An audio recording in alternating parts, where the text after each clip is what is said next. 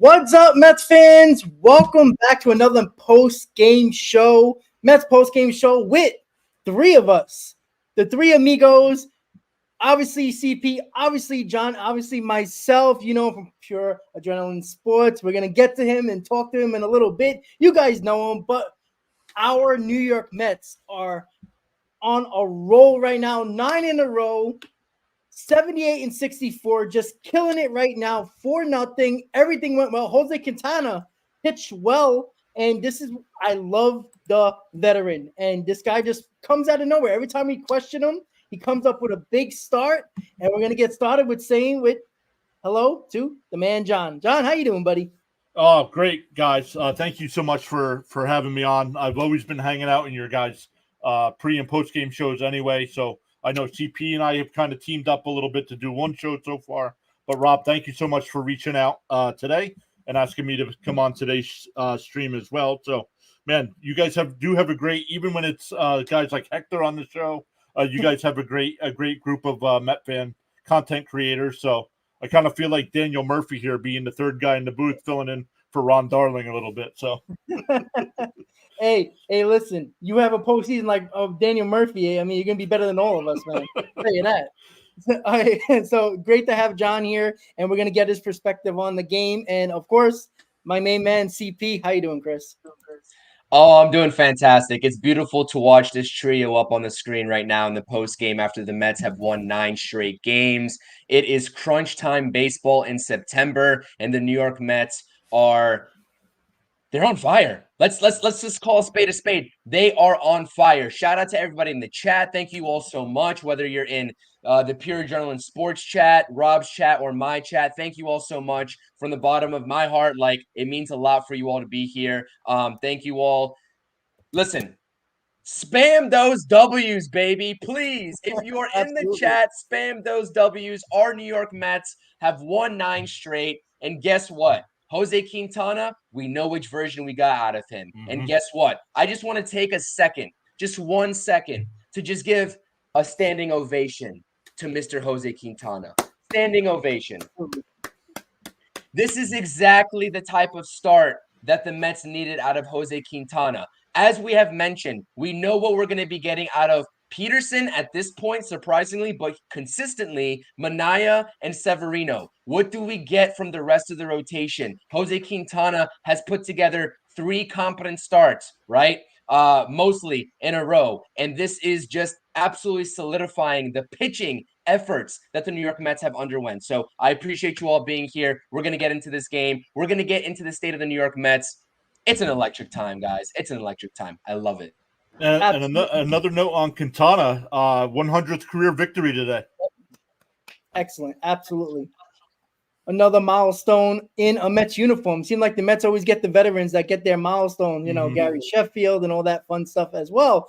But 2 players of the game today, 2 guys that have been struggling, that been questioned by Mets fans all over the country, Jose Quintana and Harrison Bader. I put them as the players of the game. Usually there's only one, but I have to put both of them in there. Quintana pitched his ass off today. And Harrison Bader, damn, did he need that home run. I mean, and first opposite field home run of the season for him as well. And he got it all started in the 6th inning. And listen, at that point, the Mets were basically getting no hit for the most part. But you know what? The Mets find a way once again to win, and they get all their runs in the 6th inning. And you know, JD Martinez, 2 RBI double, and it just kept on going from there. And look, the Mets are finding so many different ways to win, and that's why this team is absolutely dangerous. I keep on saying it every single day. Basically, during this winning streak, they're finding ways to win, even when they're getting no hit, even when they have 15 strikeouts against the White Sox, they still find a way to win. And this is why all of us are getting excited about this team, because every day there's a new name in the lineup, in the rotation, or the bullpen that is stepping up and helping us win a ball game. And John, I'm going to start with you here. You know, today's game, right? A lot of people were worried about Quintana. We didn't know what we were going to get for him, but we knew that the offense was going to figure out a way to score runs. It's just how many were they going to need? And with Quintana's performance today, they needed basically Harrison Bader's home run today. So what did you take on the game today and the whole game overall? Yeah, absolutely. Not only that was the second hit of the game. Iglesias started it off with that double with 2 out the inning before, but the defense again. Iglesias at second base, him and Lindor turning back-to-back double plays in the second and third innings. I mean, so I would have added Iglesias to the players of the games today. But yeah, but then some of the Mets we've talked about, Bader coming through with some was in a 2 for 43 slump and 0 for his last 15 before that home run. So things, but those double plays right there. The defense has been incredible during this 9-game win streak. Yeah, absolutely. And yeah, Iglesias should be in that player of the game. That's bad on me. He should be there too. I mean, it looks like Lindor and Iglesias been playing together for like 10 years up the middle. I mean, Ordonez, Alfonso, Right. It looks that good. It really does look that good. And you know what? Maybe it's a blessing in disguise. You don't want to see Jeff McNeil hurt and down and out for the season, but it might be a blessing in disguise. Maybe it's just, that little extra defense in the infield that's already really good. Making it even better up the middle. I mean, the plays Lindor and Iglesias made in today's game is just outstanding. And you know what? That could have caused a couple of runs. We might have been down early in that game if it wasn't for those defensive plays. But they figured it out. They got that. They got it done. And Chris, listen, we talked about in the pregame, right? We questioned Quintana. We definitely did. We didn't know where we were going to get from. What were we talking about? 5 innings, couple of runs, right? Well, he gave you 6 2/3 of 0 runs. I mean, he's an enigma. That's exactly what he is right now.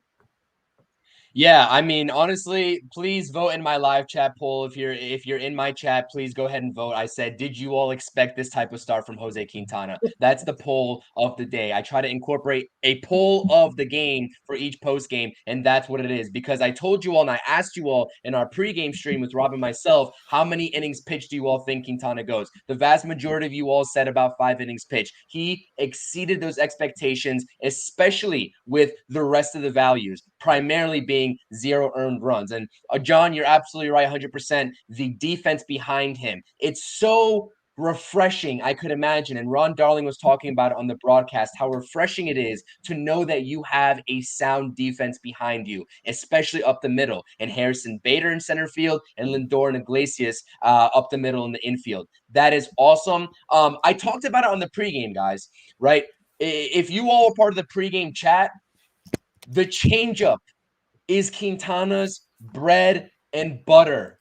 When he is throwing that changeup efficiently, and yes, the curveball too, and that's what you said in the pregame, Rob, but the changeup specifically, if he has command of that changeup and he is able to utilize that as a little bit of a different look in the off speed compared to that fastball, he is going to have a very high success rate. And that's exactly what happened tonight. His changeup was working extremely well. And honestly, I love Jose Iglesias, the at bat, like you said, for the first hit of the game, John, in terms of getting brushed back, a fastball right at your face, just getting out of the way, and then an outside pitch, taking it where it's pitched down the line for a double for the first hit of the game. That is beautiful professional baseball. But how about Pete Alonso coming through with a runner in scoring position? We dragged him in the pregame, Rob. We said he has been abysmal all season long with runners in scoring position. He's hitting about 211, somewhere around there in that range, give or take, with runners in scoring position. He comes through with a single up the middle,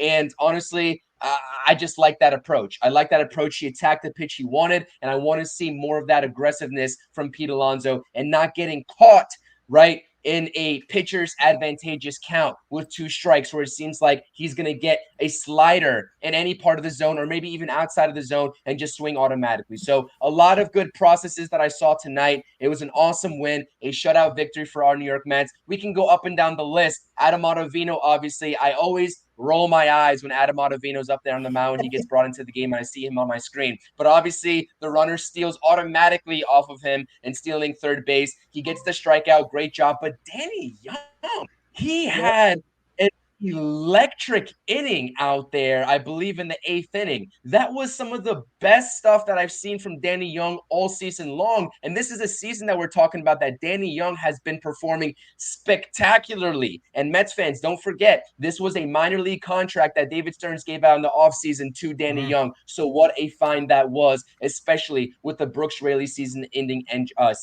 injury, So, guys, I have nothing but good things to say in this post game. There's nothing bad to say right now. And to add the cherry on top, and shout out to the chat, like I said as well. Shout out to the chat. I appreciate you all. The cherry on top is that the Arizona Diamondbacks lost as well, and the Mets gained a full on them as well in the standings. So let's go, guys. I'm freaking hype right now. Absolutely. And the Braves are losing right now. I think it was 1-0 last time I checked to Toronto. So hopefully Toronto kicks their ass and we jump over the Braves, and we're right behind the Diamondbacks. And who knows, the Padres might be next. So listen, guys, the bullpen has turned a new leaf. The bullpen has been really good. I mean, ever since Ottavino said that it would be a mistake if the Mets would DFA him, he's been pretty solid. I know we don't trust him. I think, I don't think we trust him in a big spot as of yet, but he's been better, overall. Danny Young, absolutely. Diaz, it wasn't a safe situation when he came in. He made it a little interesting, but he got the job done. And I know there were some people on X that didn't want Diaz to come into the ball game with a 4-0 lead. I'm not too concerned about that. They don't like to warm him up in the bullpen, get him hot, and then not pitch him. And especially you don't want to get him hurt for have a lot of up downs, and that's not what you want to do. So throw him in the game and let him do his job. And listen, I always talk before a series. Don't talk about a sweep, because you're gonna find yourself in disappointment more often than not. But now we won the first 2 games. We can talk about the sweep because, well, tomorrow we have an opportunity to get 10 in a row and a sweep with Severino on the mound. These 2 games, I never felt like the Mets were in jeopardy of losing a game. I don't know how you guys felt. I'll get your opinion on that in a second. I felt confident in this game, even when we were getting no hit for a couple of innings. I felt like they were going to come through. And John, I don't know how you felt about that, but there's a confidence with Mets fans, even on social media, as negative as they can be. There's a confidence going throughout the Mets world with the fan base. And I don't know if it's the players putting that confidence on the field, or is it just Met fans just finally believing in this team? What do you think? It's a little of both. I think this team is, if you look at the players on the field, you do see confidence in them, which I think does translate. It's translating the victories on the field, but then the fans also see that, and the fans are getting all hyped up about it as well. So, great stuff. This is the longest winning streak since 2018, and with a win tomorrow, it'll be 10 games. After the Mets got into the wild card spot, they kind of dropped back down a little bit, and we kind of felt like, well, here we go. Maybe this is where it does go downhill from here for the rest of the year with the schedule they have in September. But, man, this team is playing lights out right now, and I don't think they care who the opposition is. Yeah. Yeah, absolutely. They're dangerous. I don't think teams want to face us. How many times do we talk about, oh, God, we're going to Arizona. Oh, God, we're going to the San Diego. People are afraid of us now. Like, I've said this in the pregame, and I'm going to continue to preach it. I think we have the deepest lineup in baseball. Like, if you look 1 through 9, like, it's a hard go through if you're a pitcher on the opposing team. It's not easy at all. And, with 20 games to go, we know where the Mets are. The Mets, at the very least, are going to be tied with the Braves at the end of the night, depending on what the Braves do. But, how long can this streak go? Who knows? But the intangibles with this team is that, this is a team, like I just said, nobody wants to face, and that's including the playoffs. Chris, I wanted to get your opinion on the total spectrum of, the Jeff McNeil injury, was kind of a bummer, but we always talk about the next man up mentality with this New York Mets team. And we knew Iglesias is going to step in and do his job because he's a veteran professional. But after that news, the Mets didn't lose a beat. And I know Jeff McNeil isn't, Barry Bonds or, Aaron Judge or anything like that. But that was a loss for this team. And McNeil has been playing better. What are your thoughts on just the Mets just, saying, all right, next man up, let's get the job done? And they performed. I mean, this is a testament to exactly the point that you just said, Rob. This team being one of the deepest teams lineup-wise in the entirety of the MLB. And we took some time on the pregame stream between us talking about who might be the call-up and how the Mets might look without Jeff McNeil. And like we all mentioned, and we all know that Jeff McNeil is a tale of two halves this season so far. He was absolutely abysmal in the first half, and then he turned it on with a 289 average, over a 900 OPS in the second half. And of course, that type of play that Jeff McNeil was having in the second half, of course, that always hurts to lose, right? You always hate to see that. He was playing, honestly, in my opinion, some pretty solid second base as well defensively, and he had the ability to play the outfield when Jose Iglesias was time to when it was time to put Jose Iglesias back in. But the Mets aren't going to lose a beat. And I said that in the pregame stream as well. It's a bummer, but they're not going to lose a beat because Jose Iglesias is more than capable. He has shown that he is able to have sustainable success, even given his age, and he's going to continue to have sustainable success. And let's not act like, and I don't want to just put it all on Jose Iglesias, right? But this team, ever since this whole OMG or the aura of Jose Iglesias came up, and I hate talking about this thing like the Grimace era or Rally Pimp. I hate to bring that upon the Mets team and being the reason why they're winning, but I'm just talking about guys that have a profound impact on the club, more so maybe than the public's eye knows, right? In terms of what's going on in the clubhouse, etc. When you bring in a veteran like that, also, by the way, another David Stearns acquisition this offseason that was on a minor league contract. That is two that we're talking about here that had profound impacts on this game and on the entire season so far. And Danny Young and Jose Iglesias. This is absolutely a position where the Mets aren't going to fall off of a cliff just because they're missing Jeff McNeil. That's not to throw any shade at Jeff McNeil. I know I've spoken about Jeff McNeil a certain way this season in the past in terms of when he was struggling. And honestly, my thoughts and opinions about Jeff McNeil's status and future on the Mets still is in limbo in terms of how I see him fitting, especially with the Ronnie Mauricio coming back next season. Maybe Jose Iglesias is a re-signed candidate on a 1 or 2 year deal to be a utility man. We don't know how that's going to work out. But at this very moment, especially depending on who the Mets bring up. Now, I saw an article or a tweet from Joel Sherman saying the Mets view their lineup having a lack of lefties, and that's why DJ Stewart might be the priority there. Spare me with that. I've never been a believer of that, and I never will, because I really think that it's situational fit and need over the need of just a lefty, quote unquote, to play the matchups. And Rob, you can attest to that.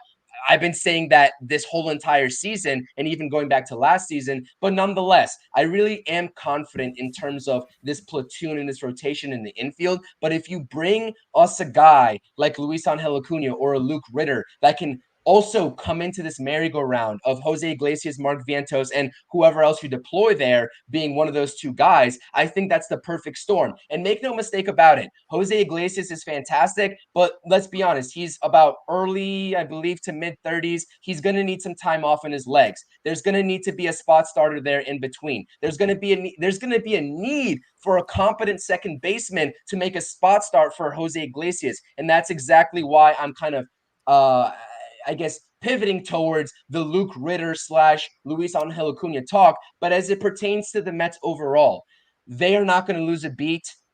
Anybody that is worried about the Mets losing a beat with Jeff McNeil shouldn't, because even though Jeff McNeil is very versatile, you have Jose Iglesias there who's been ripping the cover off the ball and playing spectacular defense as we saw tonight and all season long. And oh, by the way, you still have 5 competent outfielders on this roster right now that can play at any given position, especially right there patrolling center field in Harrison Bader, and then your corner outfielders in Marte, Nimmo, Winker, Tyrone Taylor, etc. So, guys, this roster is fit to be sustainable, not only offensively, but also with the bullpen. And hopefully we get the starting pitching continued success so we can set ourselves up for as many wins as possible. Yep, absolutely. And John, we brought it up in the pregame about who's going to fill that roster, Jeff McNeil roster spot. we both had the same idea with Ritter, and a lot of people keep on bringing up Acuna. What are your thoughts? Who do you think that they should bring up, and who do you think they will bring up? I don't know who they're going to bring up. My first hope is that it's not DJ Stewart. That's my first hope. I hope it's not Stewart. My chat can't stand DJ Stewart, but you do need a guy that's going to be able to be versatile and play a couple different positions. So Ritter or Acuna would be my guess. Now, I really didn't like when Mendoza said the other day it wasn't Acuna, is because they want him to be able to play every day. Well, now with McNeil hurt, you actually could bring Acuna up and play him at a couple different positions. Yep. You could play at second. But would we even be having this conversation if Beatty never got hurt? Probably not. Beatty would have been the guy for sure. Brady would have been the guy, right? So, absolutely. I mean, my preference is Acuna just because I want to see the young man play. But we'll see. We'll see who they bring up.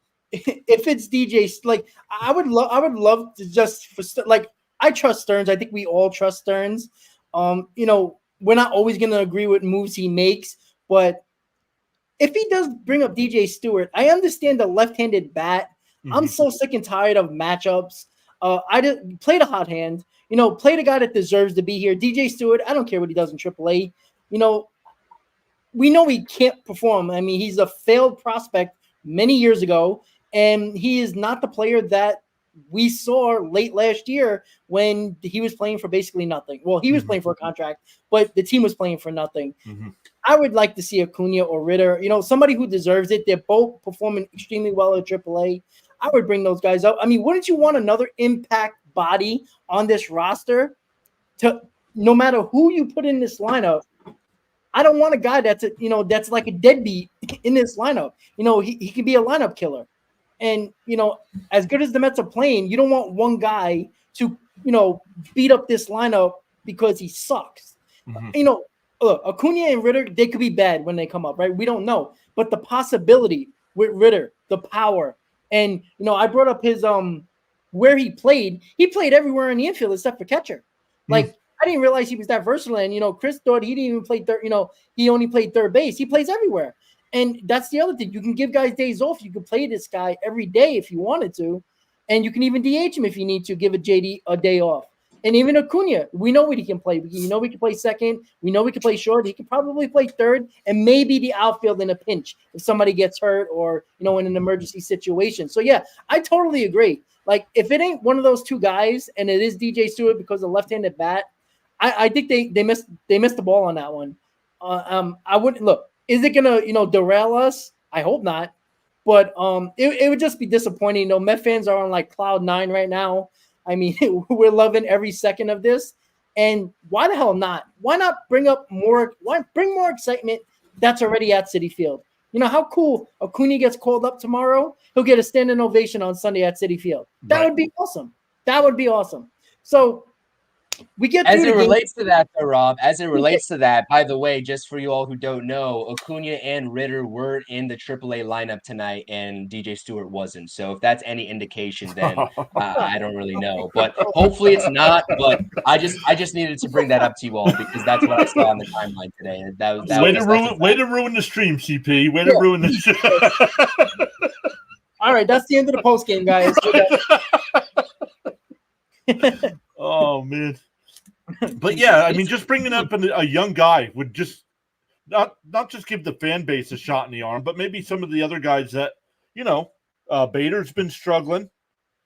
Who else? Nimmo's been struggling. Hey, maybe you give these guys a couple extra days off by bringing one of these young kids up. True. And giving a shot in the arm to the lineup. Yeah, I agree with that 100%. And I agree with that because it's a thing where you already know what you're going to get out of DJ Stewart, right? It's a thing where you already know about that. And this Citi Field crowd has been absolutely buzzing, like even through the TV, right? Watching through the TV, it's electric in that stadium. And they were saying on the broadcast how much of a party environment it was, especially with the delay. So why not bring some more excitement to the fans? And I really think it's an overrated argument to say that, we're not going to bring up Luis Angel Acuna because we want him to play every day.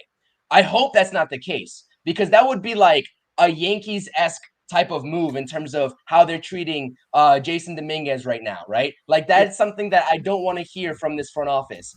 I think especially with the way that this roster is constructed with the recent Jeff McNeil injury, you have an opportunity to spot start Luis Angel Acuna, or maybe even platoon him and work that merry-go-round with Mark Vientos, Jose Iglesias, and Luis Angel Acuna. And also the experience aspect of this all, playing meaningful baseball games in September and potentially being on the bench in October, does the world, right, for a young prospect like Luis Angel Acuna. So it's a win-win scenario, to be honest, for me, and that's why I'm kind of making my campaign surrounding Luis Angel Acuna. Do I think it's going to happen? As I said in the pregame, no, I don't, but that would be my first choice, and then after that, obviously Luke Ritter, because I don't want to see DJ Stewart up anymore. I have nothing against DJ Stewart, but we know what we're going to get out of him, right? We know we're going to get out of him.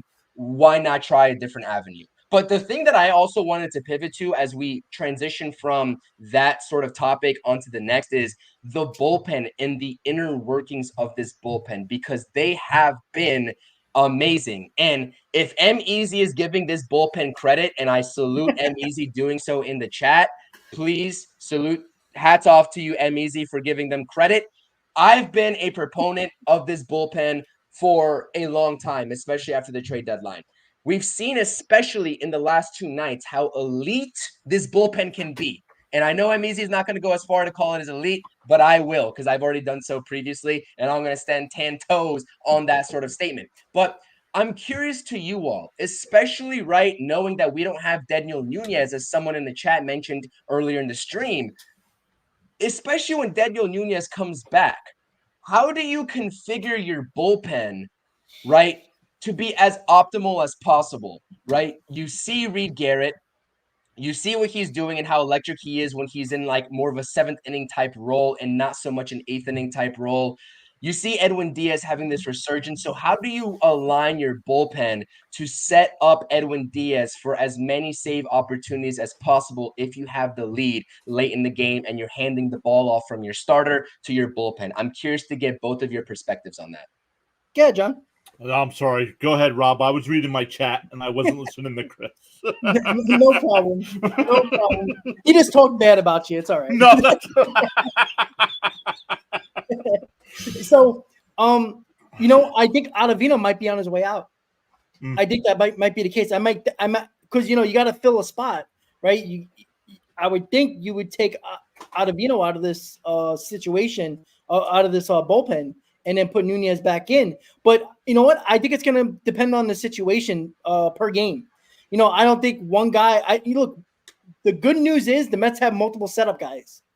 That's something that we didn't have 2 months ago, right? It was Reed Garrett one day and Prey, whoever else came in to get the bridge to Diaz. Now it can be anybody. It can be Buto. It can be Young, either Young. It can be Garrett. It can be anybody. And even Nunez when he comes back. So there's a lot of options there. I just think what I think Mendoza is going to start to do is not use Buto and Nunez when Nunez comes back the same game, because I think overall that hurts your I wouldn't say chances, but your opportunity to use them in multiple games at different times. It spreads it out a little bit where you can use your better arms more often instead of obviously if it's a really, really crucial game. I mean, all of them are now, but I would think that it would depend on the situation, depending on the game. If there's tough lefties, Buto I believe has better numbers against lefties than Nunez, so you would put Buto in, or whatever situation. I don't like matchups, but when it comes to bullpen, I think Mendoza has done a good job matchup wise, and I think he has options now, and that's something that we didn't have. Mendoza didn't have. Remember, he was basically picking names out of a hat when the bullpen was in shambles. And now he has so many guys that you can trust, minus Ottavino. So it's gonna be really interesting. But you know what? I'd rather have a lot of guys to choose from than only one or two guys. So I guess that's the way I would think about it. I think situational is the way he's gonna go about it. Yeah, situational is definitely going to be the way. Ottavino probably is the odd man out. I know my chat during live streams calls him not Avino. They don't want to see him at all. But like you guys said, we did say earlier, he has been fairly decent over his last few outings. But a couple weeks ago, maybe even a month ago, it looks like he was going to get released or DFA'd. But he stuck around and helped us out. But somebody's got to go, and I don't know. Could it be one of the youngs? Could they send one of the young guys back down? Yeah, probably. That's probably what they're gonna do. Yeah. But they've both been absolutely fantastic for the Mets, Alex Young and Danny Young alike. And I know Alex Young hasn't really appeared in many games for the Mets so far. I think he's got like 8 or 9 innings under his belt for the New York Mets ever since he got brought in from the waiver wire from the San Francisco Giants. But it's like, honestly, deploying a 2-man lefty bullpen, I was not in favor of it before, but I also think that even with the success of Danny Young, like these guys aren't going to knock your socks off to have options for the New York Mets at this situation. And honestly, for me, I might just be making that excuse because I also don't want to see Adam Ottavino on this team anymore, to be honest with you. So the way you configure the bullpen for me is if Daniel Nunes is back and healthy and you trust in his health, then it has to be Reed Garrett for the 7th. It has to be Daniel Nunes for the 8th. And it has to be Edwin Diaz for the 9th. You have a plethora of options. Now, I will say, Phil Maton is dangerously close in my book to take that 7th inning as well. But you can't go wrong either way. And it depends on how obviously long the starter lasts. You have a plethora of options for that bullpen. It doesn't seem like the Mets are entrusting in Stanek in those early situations. And he's kind of been used as like a Diaz replacement if the game becomes a laugher. But you also have him just in case anything happens as well. So that's a very interesting conversation. And also, where do you put Jose Butto in that conversation, right? Jose Butto was thought to be a guy that gives you 2+ innings in the bullpen, maybe even 3. Where do you throw him in that conversation? Maybe he's the 7th inning guy, and then Reed Garrett gets bumped down. This is just a testament. The fact that we're having this conversation is a testament to the versatility and also the deepness of this bullpen, just like the lineup. The same thing can be said of the bullpen. And I just wanted to throw this out there because I've been preaching this all along. Some people have listened to me and they've agreed. Some people haven't. But like I said, I'm going to keep standing behind this bullpen because they have the names and the depth and the talent to be sustainable and to be successful if the Mets ever get into a situation where they're playing for a game that they need to get into the playoffs and it's kind of like a do or die situation. And also if they make the playoffs, and trusting them in a wild card series potentially. Like I trust this bullpen full throttle. Absolutely. Yeah, absolutely. And just a scoreboard update, watch an update. Toronto's leading 4-0 in the top of the 4th against the Braves. The Phillies did lose to the Marlins 9-5, so the Mets gained a game on them. We're 7 games out of the division, and now we're at the moment we're in second. If the Braves lose, we'll be in second place in the NL East as well. So again, many avenues to make the playoffs, and the Mets gave them that opportunity, having multiple avenues to make the playoffs. So that's the update right there. And listen, guys, Maton and Stanek have a ton of postseason experience, and that's a huge. I think that's always a huge deal to me because look, we know Nunez is good, we know Butto is good, but do we really know in the biggest moment in the playoffs when all eyes nationally are on you, can they perform? We don't know that, and that goes for a lot of our core guys as well. Besides, Alonso, Nimmo, I know they had a little bit of playoff experience, but not enough. We don't know how these guys are going to perform. But you know what? I've seen Stanek, I've seen Maton do it in big spots. And those are guys, I'm going to tell you guys right now, the same thing that goes for Harrison Bader and Lindor with their postseason numbers. Those are the guys that I want in the mix. I know those Lindor and Bader will be in a lineup, but Stanek and Maton, I think they're going to be big proponents in the playoffs if the Mets do make the playoffs, because you always got to trust the guys that's been there and done that before, and they have pretty decent numbers in the postseason. So I think Stanek is going to get a lot more play these last 20 games. I think you're going to see him a lot more in bigger spots because, look, Stearns didn't bring him here just, to help us get through a season and get us to the playoffs. These guys have so much postseason experience. And, I believe Maton has championships in rings as well. So it works out for the Mets here that experience really does matter in those spots. I don't want the moment to get too big for guys that have not been there yet. And I think having these veteran guys that have been there before, I think is only going to help us going forward. So overall, I talked about this probably 150 times with Chris already, but I wanted to ask you, John, about 2 weeks ago, not even, the Mets basically had one opportunity to make the playoffs, and it was the third wild card. They turned it around with this 9-game winning streak. Winning streak. I don't want to. lot different attitude right now on this post game if we're on a 9-game losing streak. Listen, we're so used to failure, it just feels right to say it, right? So 9-game winning streak. Somebody clip that. We're so used to failure. Yeah, I'm gonna get killed for it in the comments later. I already know it. But they found themselves in a position where now there's ways to get into the playoffs with other options, the second wild card, the third wild card, possibly the division that's still somewhat out of reach, but still obtainable. Obviously, 7 games out with 7 to go against the Phillies, things can happen rather quickly. And, even the first wild card is a possibility. Now, they got 4 opportunities or avenues to make the playoffs. I mean, I wasn't even expecting they were going to have that many opportunities. I thought it was going to be the Braves and the Mets, and they were going to fight it until the end, until we go to Atlanta, second to last series of the year. What is your take, the turnaround?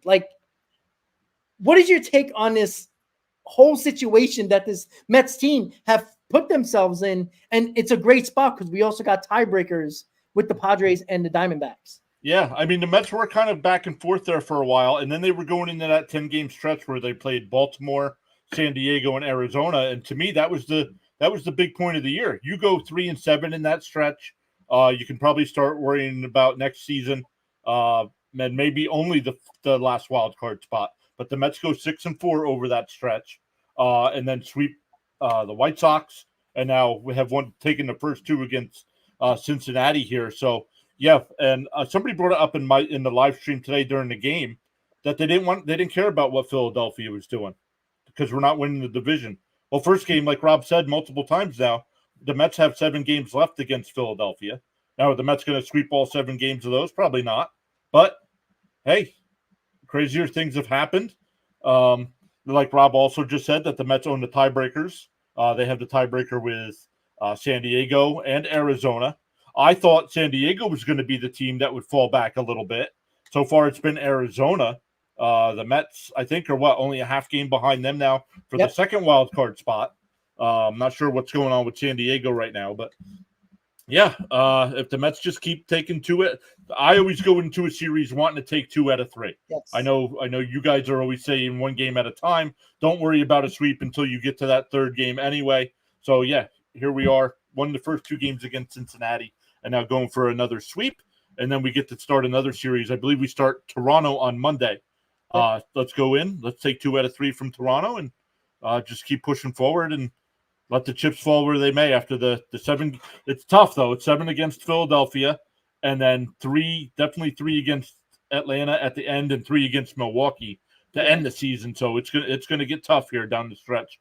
Well, it's going to be interesting with Milwaukee at the end of the season because they might set up their rotation for the playoffs since they're going to be playing on the wild card series, or one of them, whoever they're going to face, because they're not going to have they might, but I don't think they're going to have the 2 best records.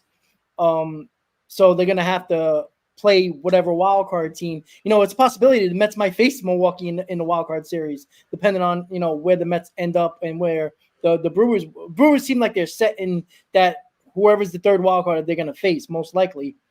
But it's going to be very interesting though, because I think that Brewers series, they're going to set up their rotation. I don't know if they're going to play everybody. I don't think they're going to risk injury. So that might benefit the Mets if the Mets need those games. But I think it's going to come down to the Braves series.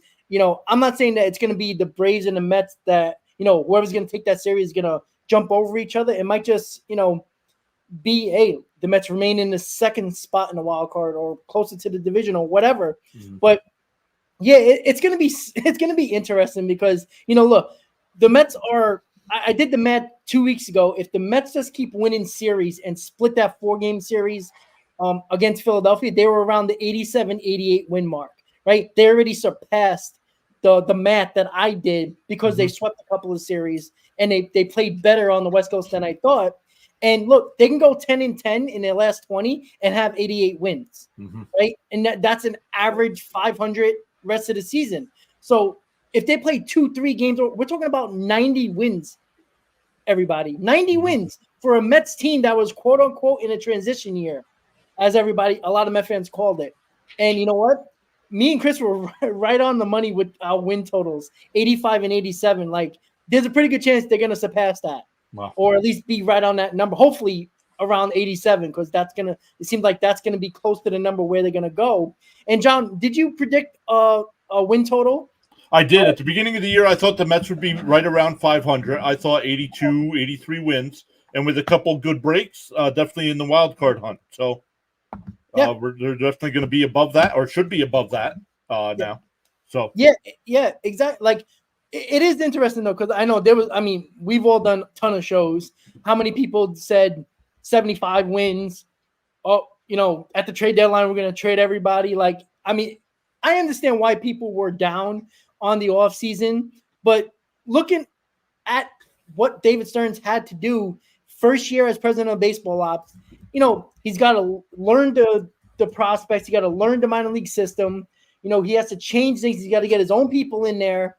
It's a lot of things. And listen, he got a lot of guys on prove-it type of deals. Chris brings this up almost all the time, and he's spot on about this. A lot of guys that people, how many we heard Yankee fans say we got their hand-me-downs with Severino and Bader. You don't think they would want Severino in that rotation right now in the pinstripes? Absolutely. So doing that and getting the right guys, because you can give guys 1-year deal, prove it deals, but you have to get the right guys. He did his homework on the right guys. And listen, Bader and Severino remained healthy, so that's a big key. But you have to pick the right guys on those prove it deals. And he's got an A plus in my book. I know there's a couple of mishaps. Obviously, you can't be perfect. But Chris, you brought it up so many times, and you're spot on about that.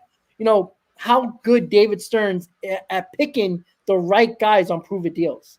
He navigated a whole offseason in which the Mets fans basically knew there was no expectations to be had, minus looking forward to who Yoshinobu Yamamoto was going to sign the mega deal with, which the Mets were right in that race until the very end. Other than that, we all knew it wasn't going to be a flashy offseason, right? There was some foreshadowing of that from last season, but the way that David Stearns came in here and navigated the free agency market in such a manner where he brought value to the team without giving up a lot of value contractually in return, not only provided the Mets with a, let's say, playoff contending team where a lot of fans, right, especially more of the negative fans, didn't think that was going to be the case, but he also in turn helped the salary, or the I should say, the salary cap and the number ease up a little bit. And I haven't paid attention to Justin Verlander's innings this year, but I don't think he's going to hit that threshold that the Mets would have owed him if he had hit. I forgot exactly how many innings pitched it was. So that's also going to be some salary relief as well. And now you're going to talk about an offseason, right? Presumably and hopefully after the Mets make a playoff appearance and a playoff run, but a offseason where the checkbook is going to be open. I just saw a tweet from Bleacher Report walk-off, that account, saying the top 10 landing spots for Corbin Burns.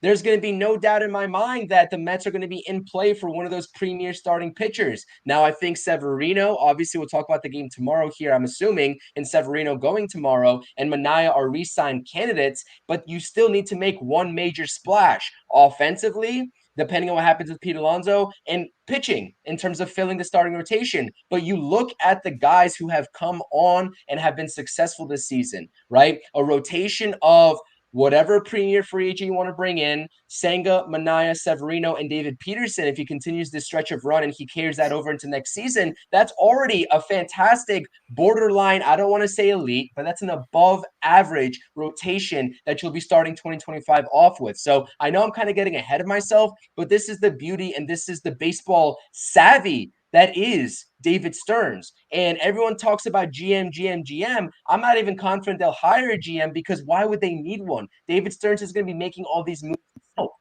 He really is. You talk about contracts, and I know, let's get this out of the way. Adrian Hauser was a bust. Jake Diekman was a bust. Joey Wendell was a bust. Michael Tonkin was a bust until he landed a home, right, where he's a little bit more comfortable with the Yankees. But let's take a look at, and I dropped this video on my channel. It's on my channel. I took a look at all of the guys that he brought in here at the trade deadline and also in the offseason. Alex Young, off of waivers, Danny Young, Jose Iglesias, right, via minor league contracts, JD Martinez, right? You talk about Jesse Winker via the trade deadline, Tyrone Taylor, who is a awesome fourth or fifth outfielder to have on your team, right?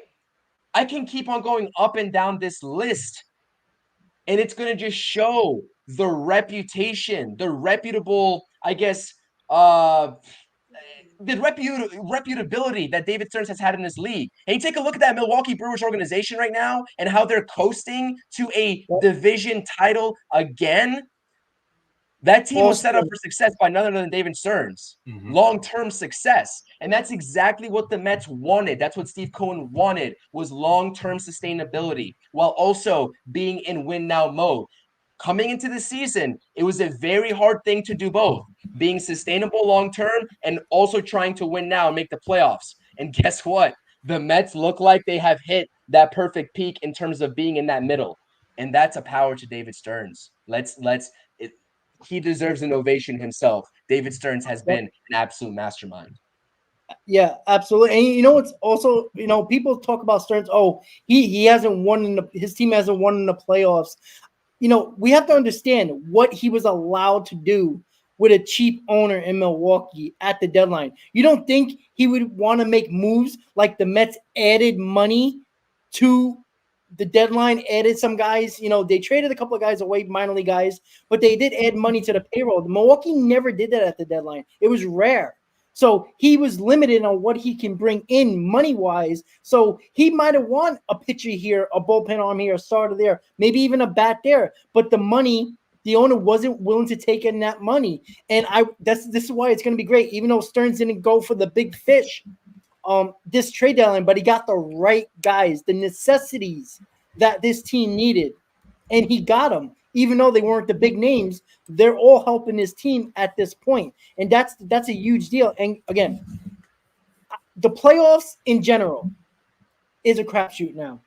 It's not the best team is going to make the World Series and win it all, right? Baseball has been a very NHL type of playoffs now. Get in, and anybody can win. Right? It's not the NBA. It's not the NFL. The best teams usually win. Baseball playoffs is not the case anymore. And that's the beauty of, the parity in baseball. Look, there might not be a 100-win team in baseball this year. So the parity is it's really, really close, even though there's a lot of bad teams, right? I don't think anybody can say there's a great team out there. Anybody's beatable. But we'll see how the Mets perform with David Stearns, under the helm and being the leader. And we'll see. Look, Milwaukee never got to the World Series, won a World Series, but they were consistently in the playoffs. When you're consistently in the playoffs, there's a chance. And that's what the Mets have lacked throughout their history. Could we make the playoffs 3 years in a row? That would be a first, right? That would be a first. That would be a good start. So consistently making the playoffs is a chance to win the World Series. So I'd rather have that chance than not having that chance. So, and Stearns has done that almost to perfection with the Milwaukee Brewers, making the playoffs almost every season that he was controlling that team.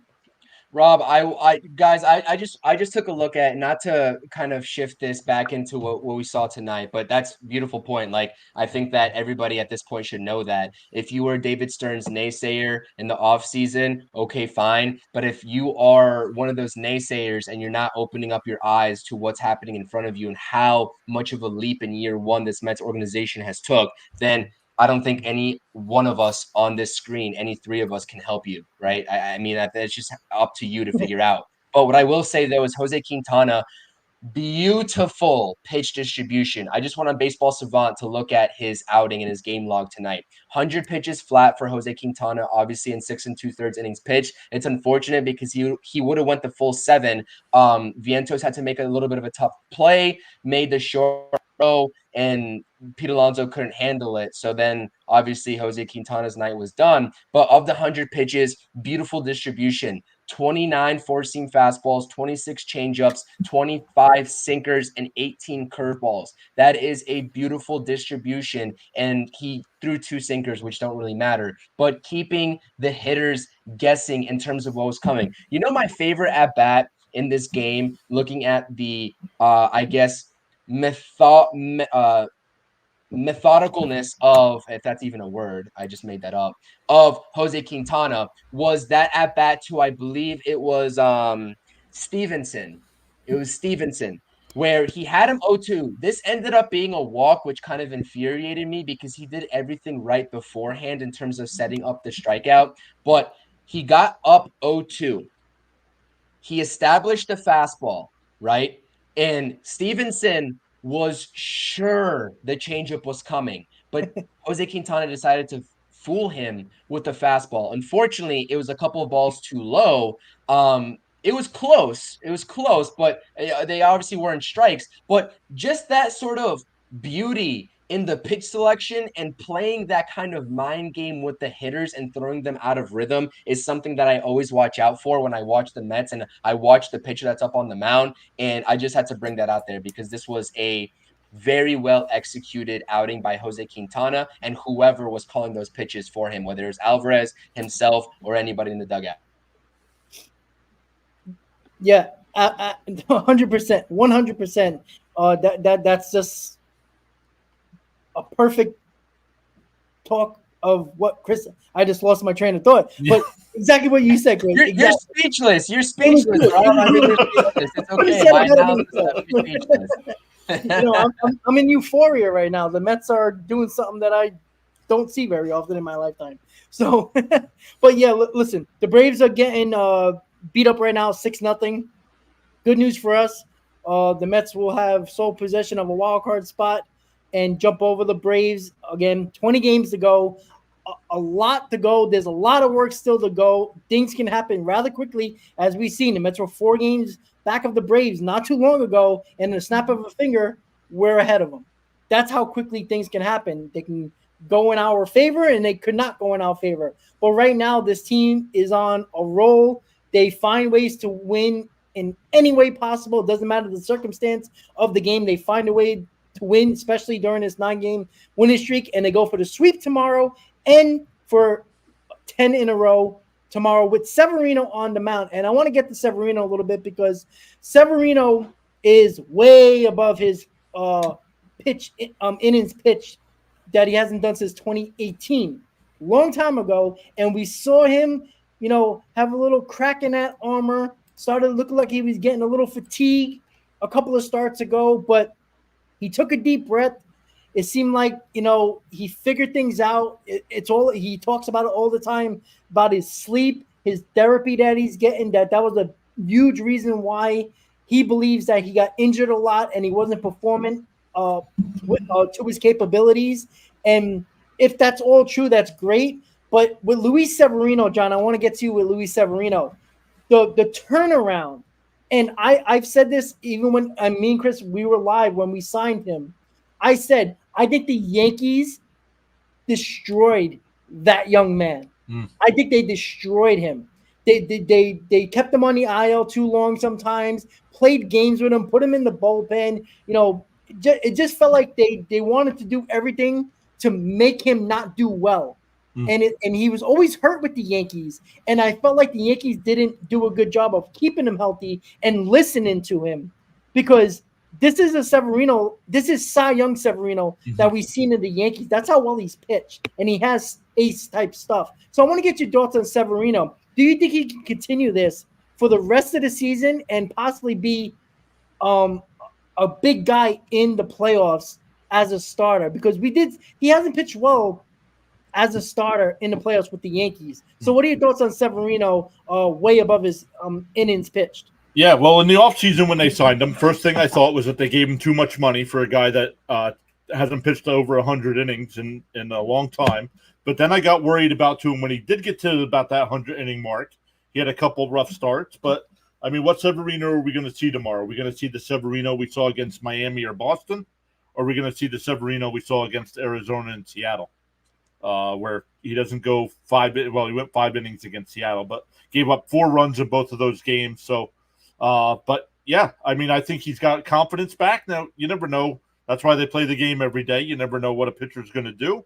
But, yeah, I have all the confidence in the world going into tomorrow's game that Severino is going to give us 5, 6, maybe even 7 great innings and give us the Mets a chance to win another ball game and sweep another series. Yeah, absolutely. And Chris, it's interesting because we loved the signing of Severino. We didn't think it was too. I don't know if we really got into the money talk. I know a lot of people thought it was too much money, but I mean, the going rate for a bad to average pitcher, it was going around that mark. And again, average pitchers are getting like $18 to $20 million. So I mean, it seems like a real bargain now, but we were so on board with Severino. We thought he was going to bounce back in a big way as long as he stayed healthy. And look, how many times have we talked about extending him throughout the season? That's how good Severino has been. Yeah, that's a great point, because I think we're going to start to see that, and it was especially evident last offseason where you take a look at the free agency in terms of the pitchers market, and a lot of guys, especially like a Lance Lynn that went to the Cardinals for the amount that he did. Like, these pitchers are going to be making hefty amounts, whether they're on a 1-year deal or like a 3-year deal.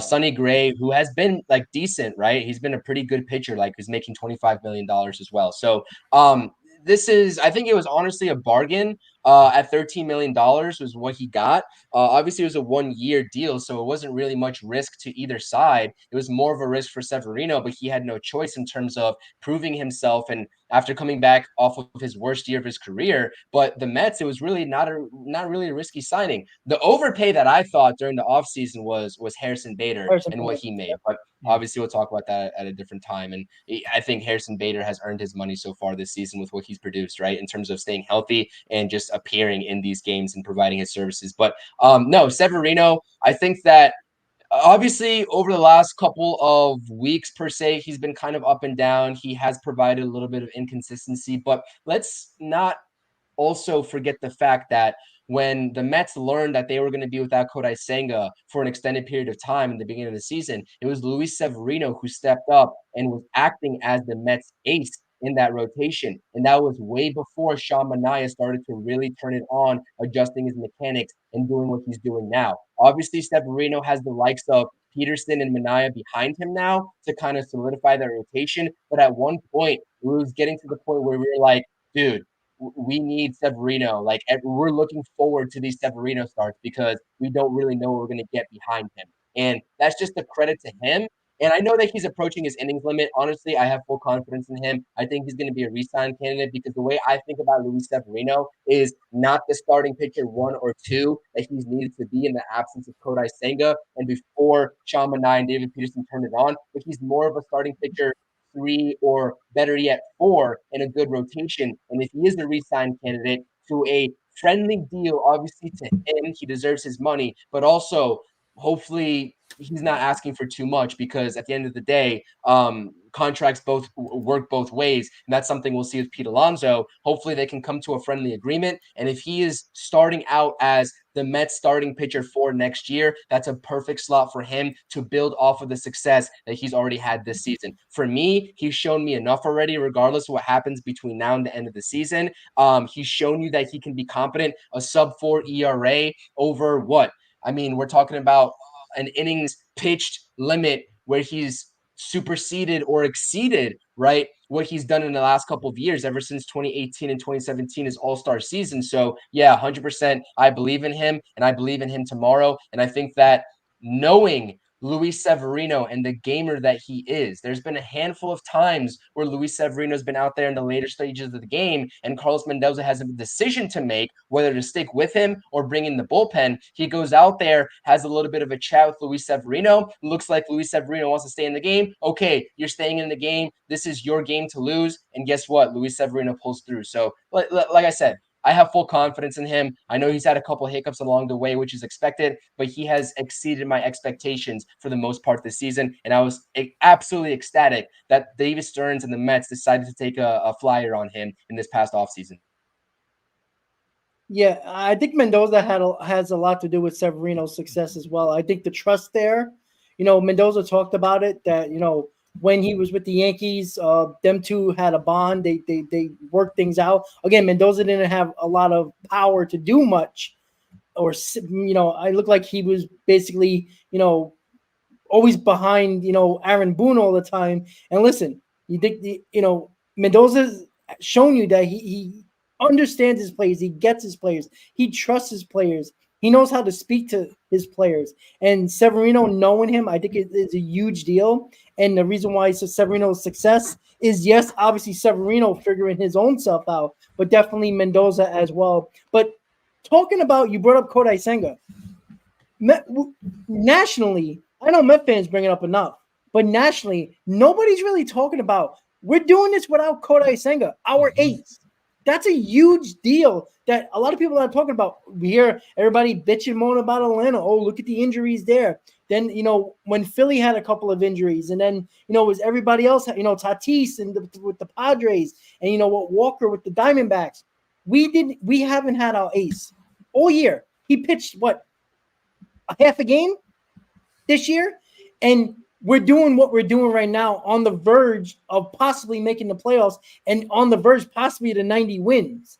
Like, that's all without Kodai Senga, and that's credit to everybody, from the top executive to the owner, all the way down to the ball boy. Like, it's everybody.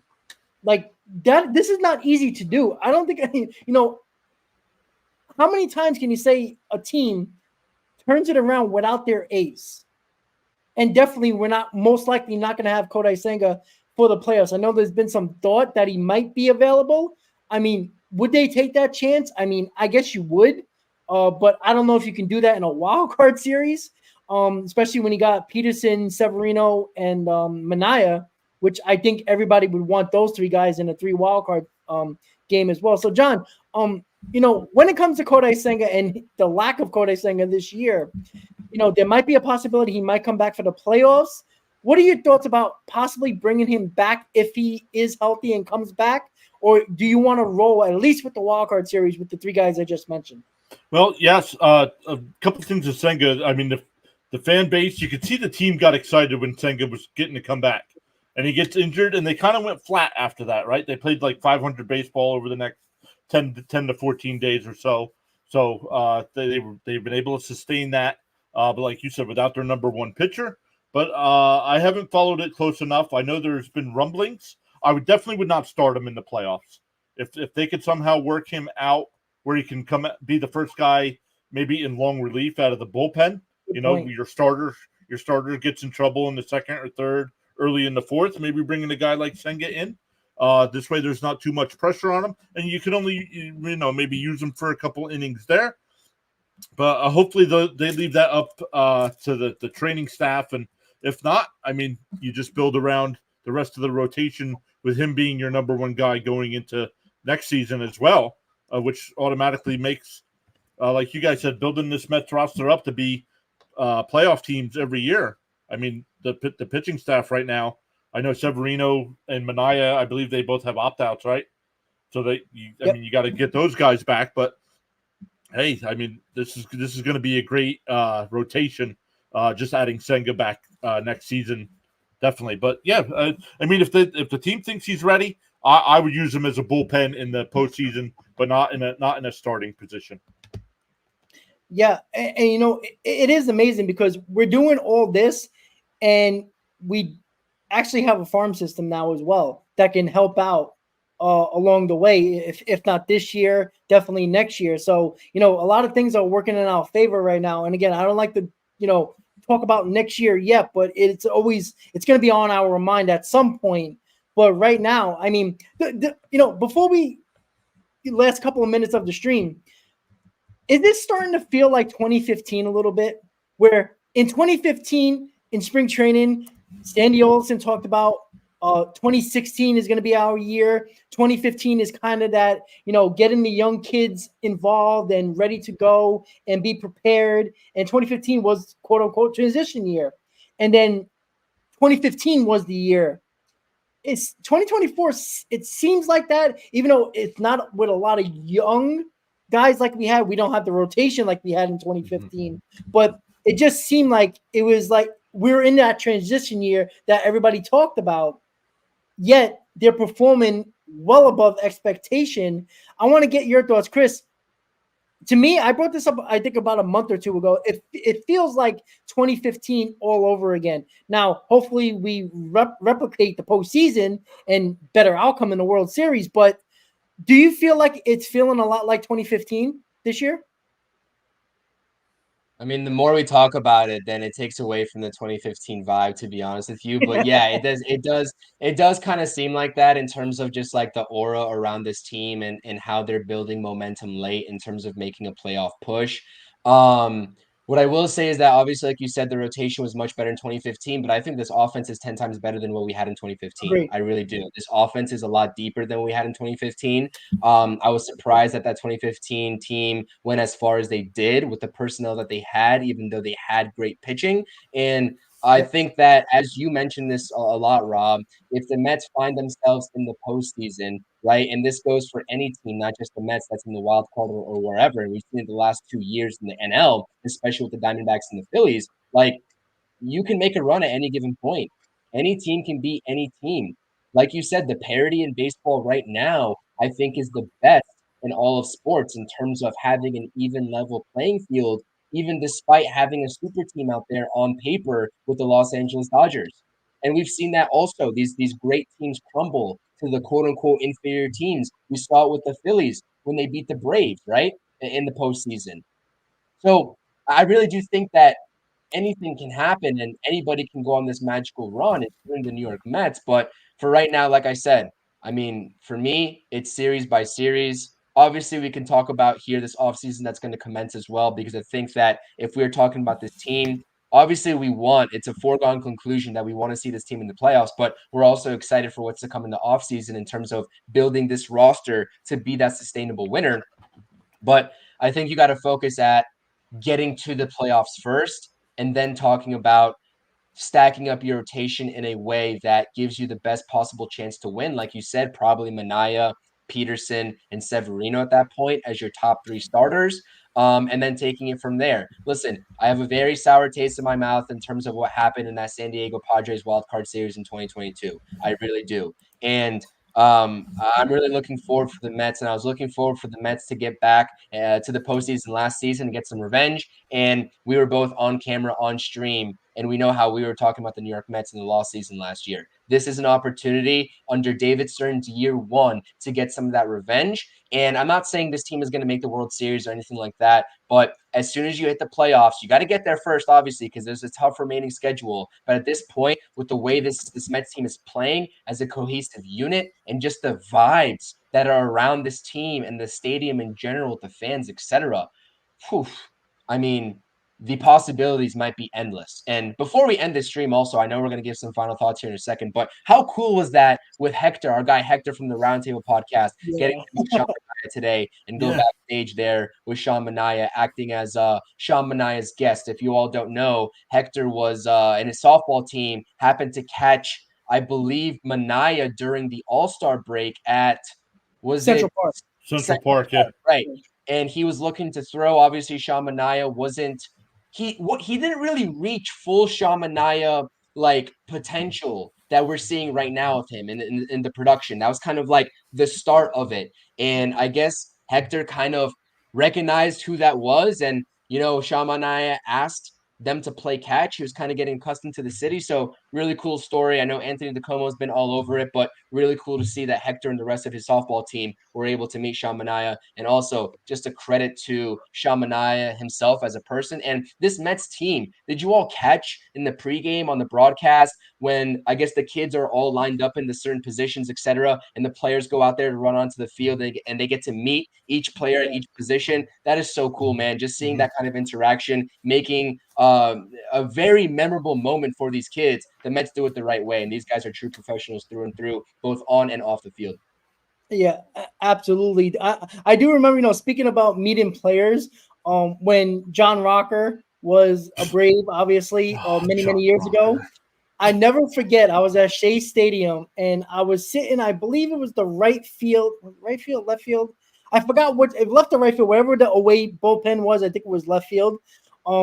They would, I remember John Rocker was warming up. The Mets were losing by a run. And I don't remember how old I was, maybe like 11, 10, 9, whatever the hell it was. And I was with my dad. I'll never forget. And I cursed at John Rocker. And he looked up at me with the meanest mug and just gave me the middle finger. I'll never forget that. And I looked at him like, you asshole. Because he used to take the 7 train on purpose because he used to like to talk about how dirty and disgusting New York was. And I never, to the day I never forget that. It was like, I was like, holy, I'm like, I'm like 12. Like, seriously, you're going to give me the middle finger? I know I cursed you out, but like, come on. Like, but yeah, look, meeting a player, I don't care if it's a player you hate or not. It's always very interesting. So let's get our final thoughts, right? We're going for the sweep tomorrow. We're going for 10 in a row. We're 14 games over 500. We're going for 15 games over 500. I mean, amazing. Like, I mean, the turnaround is, I mean, we're what? We completely turned over 22 games from 11 games under 500. I mean, it's an amazing turnaround. Nobody probably expected that at all. John, since, we're together now as a trio and first time on the post-game show all together, I want to get your final thoughts about the remaining 20 games, about this team, and let everybody know where they can find your channel and what you'll be doing on your channel going forward. Yeah, absolutely. First off, I want to give a shout out to Jonathan over on the Pure Adrenaline channel. Gave a $2 super chat. I'd say an MVP for Lindor or Ohtani. And yes, this season is like 2015, he says. So, hey, no DH has ever won MVP. So I'm going to stick with that. And I'm going to say Lindor is going to get MVP. Yes. So we're going to stick with that. But yeah, plenty of Mets coverage coming up, live in-game play-by-play over on our channel. So covering, I think the only game the rest of the way I can't do is the game this coming Wednesday against Toronto. I believe it's a day game, so I'm going to miss that one. But we'll have the Mets covered the rest of the year as well. But yeah, I mean things are heating up, and the rest of the season for the Mets, I mean they're going to have to play well against the teams they're going to have to play in the postseason anyway. So we'll see what kind of team they actually do have. And when they went on that 10-game stretch against Baltimore, San Diego, and Arizona, we said that was going to show them a lot. They go 6-4 in that stretch. So let's see how they do in at least 7 against Philly, 3 against Atlanta, 3 against Milwaukee. So plenty of Mets coverage coming up over on the Pure Adrenaline side. So thank you everybody that's supporting us, and thank you for. I know a lot of the guys from your guys' streams have started to come over to us, but also thank you to the Pure Adrenaline guys that have been with me all season that are starting to show you guys some love and support as well. So, guys, make sure you subscribe to all 3 of our channels and make sure you hit those thumbs up anytime there's a live stream. Because the thumbs ups are more important than anything else. Absolutely. Yeah. I think people don't realize the subscribes are awesome, but the thumbs up gets you at the top of the list for streams that you're looking for. And yeah, absolutely. Listen, it's always great to bring other subscribers to great content creators, especially Mets content creators, right? Look, nobody's greedy here, right? We're all rooting for the same team here. And, if we can help out one channel or another, doesn't matter how big you are or small you are. Listen, your shit. And that's the way I always look at it. I was small at one point. John was small at one point. We all started from the bottom. We work our way up. but there's no reason why you can't help on one another to help get subscribers and get everybody's channel out there, because everybody does hard work here. It's not easy. We all know that. When it comes to the channel, it's a lot of work, and I do appreciate everybody tuning in and from all the channels. Make sure you subscribe to all of us. And Chris, final thoughts, 20 games to go, 14 games over, going for 10 in a row and a sweep tomorrow. Final thoughts, and let everybody know what's going on with your channel. Yeah, I'm just blessed to be up here with you, big shots, here in terms of your YouTube channels, and obviously I'm trying to get to 1,000 subscribers myself.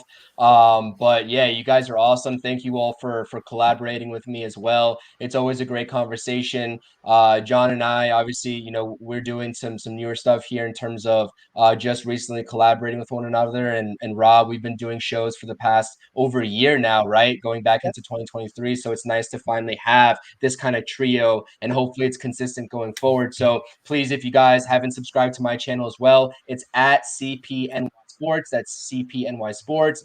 You see me in everybody's chat. You know, Pure Adrenaline, Talking Mets with Rob, etc.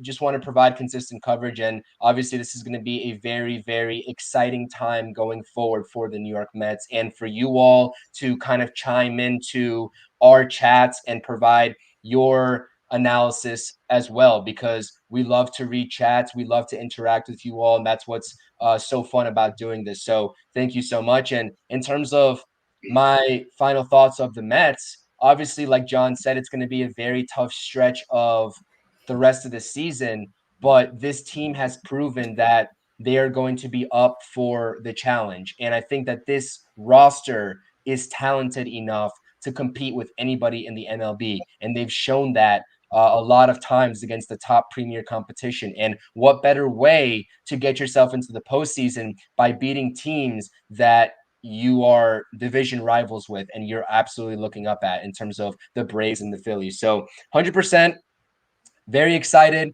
but I'm not satisfied. I'm not satisfied with 9 straight. This was awesome. I love that we are in September talking about 9 straight wins, but I need 10. And that starts tomorrow at, I believe, what, 1:40 p.m., if I'm not mistaken, start time? Believe so. 1:40 p.m. I appreciate you all being here. Give me 10 in a row and keep spamming those W's. As long as the Mets are getting W's, keep spamming those W's in the chat. Please hit that thumbs up. I appreciate it. And see you all tomorrow. By the way, let's go Giants. How about we get Let's Go Giants in the chat too? Way to ruin a great post-game show. Hey, I'm a Cowboys fan. I'm screwed already, so it doesn't matter. It really doesn't matter. Like I said, they just might. Hey, you know, I'm not even gonna do it because my dad's a diehard Jets. I'm not even gonna say anything. Let Aaron Rodgers get through one game, then we'll talk about where they're gonna go. So again, guys, appreciate everybody tuning into the Mets post game show. John, Chris, and myself. Always, it's gonna be a fun time because we're gonna do this more often. And 20 games to go, a lot of work to do for the Mets. They're not done yet, and let's see if they can get 10 in a row tomorrow. So with everybody in the chat, let's go Mets. We'll see you next time. John and CP, always a great time. Have a good night, guys. We'll see you tomorrow, and let's go Mets. Have a good night. Enjoy your Sunday and football Sunday, first week of the season. Let's go Mets, guys. Have a great night. Good night, everybody. Let's go Mets.